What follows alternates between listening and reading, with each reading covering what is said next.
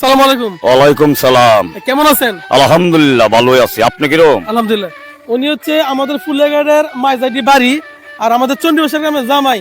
তো ইব্রাহিম ভাই কিন্তু ওনার ছোটবেলা রাতকানা রোগ হয়েছিল।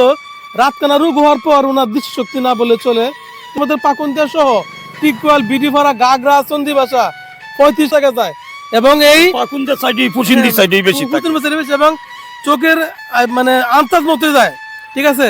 তো ইব্রাহিম ভাই আপনি কি একটু দেখতে পান? হ্যাঁ একবারে তো দেখতে পান না। না না এমনি দিনের বেলা দাসা দেখি অনুমানের রূপে আল্লাহ পালাইতেছে পালাইতেছে। তো আসলে ইব্রাহিম ভাই আন্তাজে চলে, সব জায়গায় অনেকে চিনেন এবং আমাদের মানবতা ফিরে হলা কাঞ্চন ভাই তো প্রায় সময় আপনাকে দেখি। হ্যাঁ আলহামদুলিল্লাহ। কাঞ্চন ভাই আপনার সাথে অনেক সময় থাকে। হ্যাঁ তো ইব্রাহিম ভাইয়ের জন্য সকলে দোয়া করবেন যাতে কি তো মানুষ ভাই সকলের কাছে দোয়া চাই আর কি। এরপরে দেখেন আমি 7 মাস ধরে প্রতিবন্ধী ভাতা পাই না, কই সব এলাকায় ভাতা দেলাইছে বুঝছেন।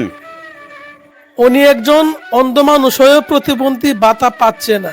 অবশ্যই আমরা ওনার জন্য দোয়া করবো, উনি যেন প্রতিবন্ধী ভাতা পায়।